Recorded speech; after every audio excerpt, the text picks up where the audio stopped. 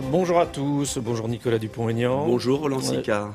Vous faites partie des maires qui refusent d'accueillir des migrants dans leur commune. Vous n'êtes pas le seul, mais vous êtes peut-être celui qui peut se faire le plus entendre. Qu'est-ce qui vous fait dire non? À quoi sert un homme politique? Quel est le rôle d'un homme politique, Roland Sicard?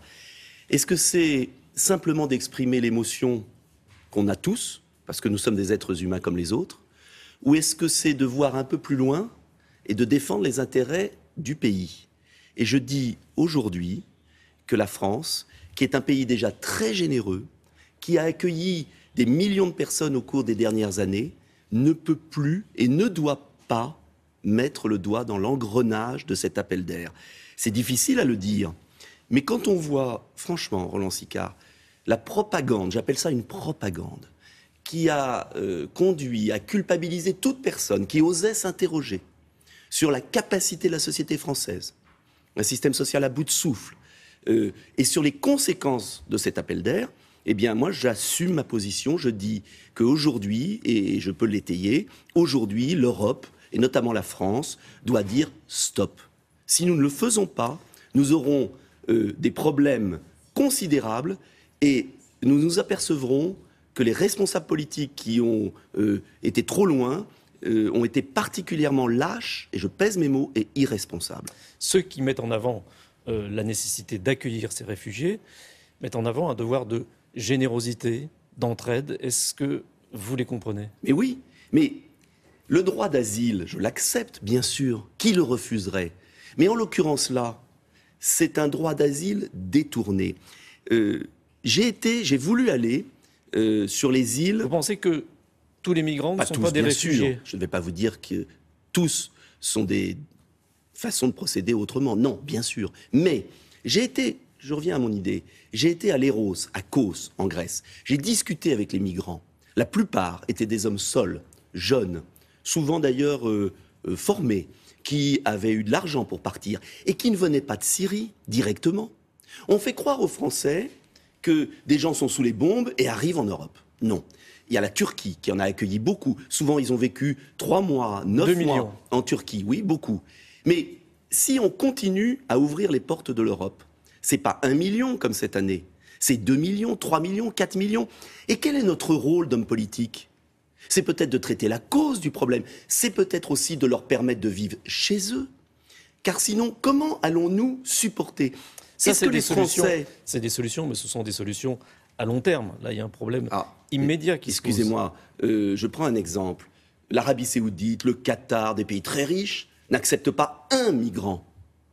Et nous devrions accepter tout le monde, alors même, encore une fois, que nous sommes le pays au monde qui soigne gratuitement les clandestins, qui est le plus généreux. Mais notre pays n'a plus les capacités. Le système social est à bout de souffle. Quel boulot on va leur donner? Quelle école? Quel hôpital?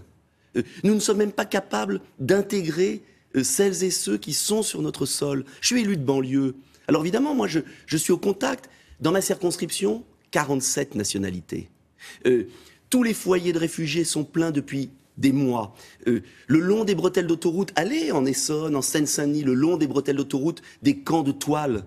J'ai été à Calais parce que tous ces hommes politiques vont sur les plateaux de télévision dire il faut être généreux. Moi aussi, je peux le faire, j'ai envie de le faire. Je suis un être humain. Mais je pense à mes concitoyens, je pense à l'équilibre de notre société. Et on ne peut pas continuer comme ça, mais je propose des solutions. Je propose de rétablir les frontières nationales. Il faut le faire. Parce que quand il y a 800 000 migrants qui arrivent en Allemagne, si on croit qu'il n'y en aura que 24 000 en France, on se trompe. Il faut ensuite régler le problème syrien. Il faut s'occuper du développement de l'Afrique. Il faut envoyer un signal clair aux passeurs. Pourquoi on ne détruit pas les barques des passeurs qui se font 50 000 euros par passage? 50 000 euros par passage. C'est organisé par la Turquie, à qui nous avons donné des milliards. Nous donnons encore, le contribuable français paye la Turquie pour soi-disant adhérer à l'Union européenne.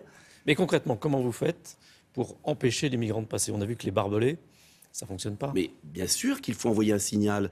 Regardez l'Australie.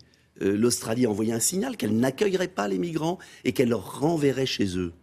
Il faut le faire, mais nous serons débordés.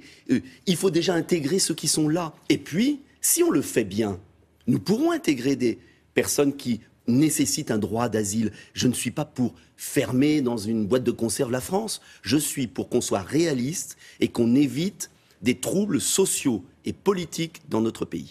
Le problème de fond, il est en Syrie. Oui. Est-ce que vous êtes partisan d'une intervention militaire des Occidentaux au sol en Syrie?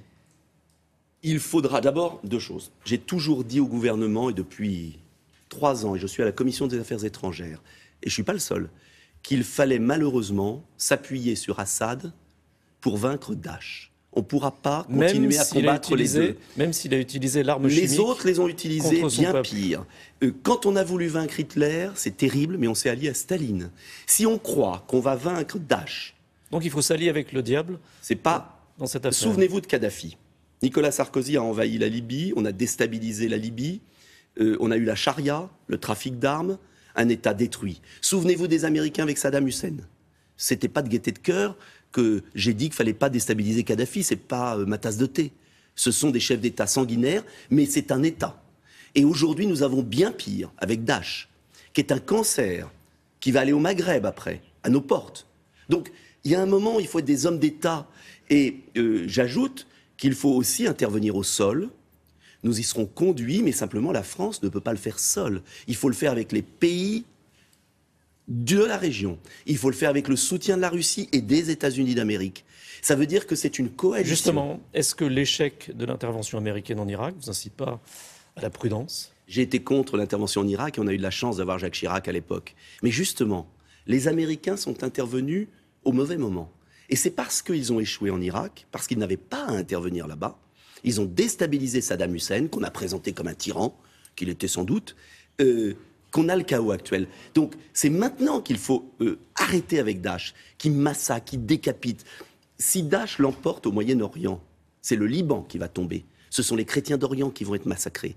Donc là aussi, l'homme politique doit à un moment donner à ses concitoyens une autre image de la politique. On n'est pas là pour... on n'est pas une église, on n'est pas une association. On doit être en charge du destin des Français. Ça implique de la responsabilité politique, même si ça ne plaît pas. Merci Nicolas Dupont-Aignan. Merci. William, c'est à vous. Oui, merci messieurs. On continue avec Anna Reynard et une petite séquence nostalgie à présent. Anna pousse les portes des ateliers, parfois. En voilà un qui est très, très original. Vous verrez ça.